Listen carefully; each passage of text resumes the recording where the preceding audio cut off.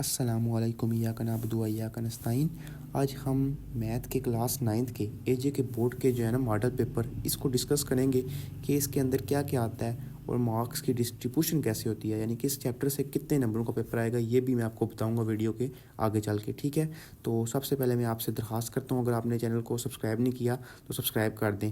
तो सबसे पहला जो क्वेश्चन आता है ना वो होता है MCQ के रिलेटेड। ठीक है, MCQs आते हैं 15 नंबर्स के। ठीक है, एक MCQ 1 नंबर का होता है, तो 15 के 15 आप अगर अटैम्प्ट करेंगे तो आपको पूरे नंबर मिलेंगे, इसमें एक्स्ट्रा कुछ भी नहीं होता। ठीक है, यानी ये सारे के सारे आपको करने होते हैं, सारे के सारे कंपलसरी होते हैं। ठीक है, ये 15 नंबरों के MCQs होते हैं, ये चैप्टरों के अंदर से ही आते हैं। ठीक है, 11 चैप्टर हैं आपके टोटल, तो उन्हीं के अंदर से आएंगे ये 15 MCQs। ठीक है, तो उम्मीद है कि समझ आई होगी। अब मूव करते हैं अगले क्वेश्चन की तरफ।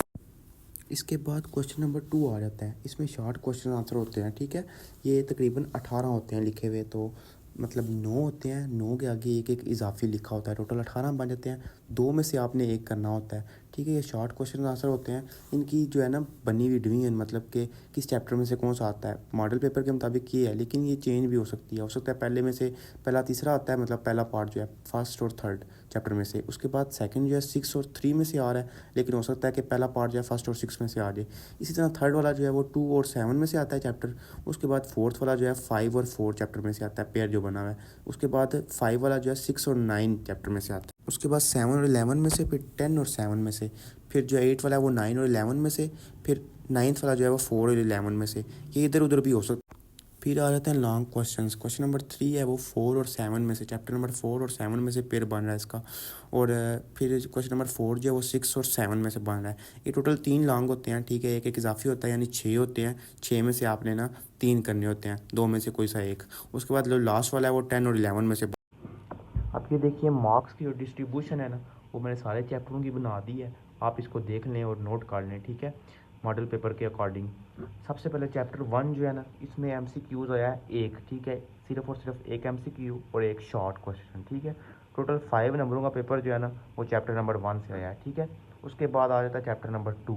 चैप्टर नंबर 2 में से एक MCQ, एक शॉर्ट क्वेश्चन और लॉन्ग जो है ना वो एक भी नहीं आया चैप्टर नंबर 2 में से। ठीक है, इसमें से भी 5 नंबरों का पेपर जो है ना आ सकता है या आएगा। ठीक है, उसके बाद चैप्टर नंबर 3 जो है इसमें से एक MCQ, 2 शॉर्ट क्वेश्चन आए हैं। ठीक है, और लॉन्ग जो है ना इसमें से भी एक भी नहीं आया। ठीक है, तो इसमें से टोटल जो है ना 9 नंबरों का पेपर आएगा या आ सकता है, मॉडल पेपर के मुताबिक इतने का आया हुआ है। ठीक है, उसके बाद जो है ना चैप्टर नंबर 4 इसमें से एक MCQ है, 2 शॉर्ट क्वेश्चन है। ठीक है, उसके बाद एक लॉन्ग क्वेश्चन है, यानी कि 4 4 8, 4 नंबरों का शॉर्ट, 1 नंबरों का MCQ।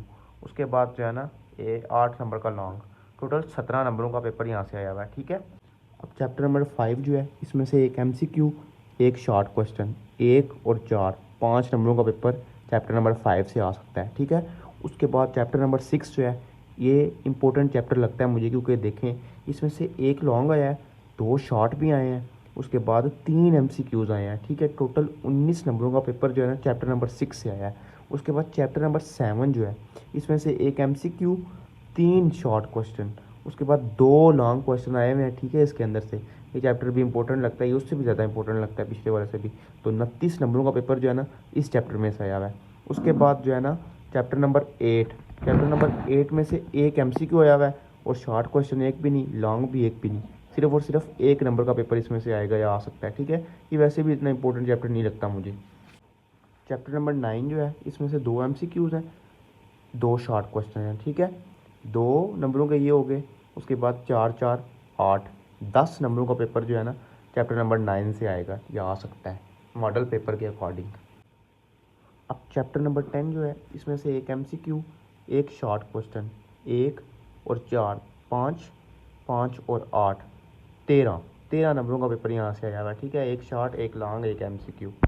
लास्ट चैप्टर है चैप्टर नंबर 11, ये भी काफ़ी हद तक इम्पोर्टेंट है, क्योंकि इसमें से भी जो है ना 2 MCQ, 3 शॉर्ट क्वेश्चन और एक लॉन्ग क्वेश्चन आया हुआ है। ठीक है, और इसमें से तकरीबन जो है ना 22 नंबरों का पेपर बन रहा है आपका, 4 4 8 और 12, 12 8 20 और 2 22 नंबर।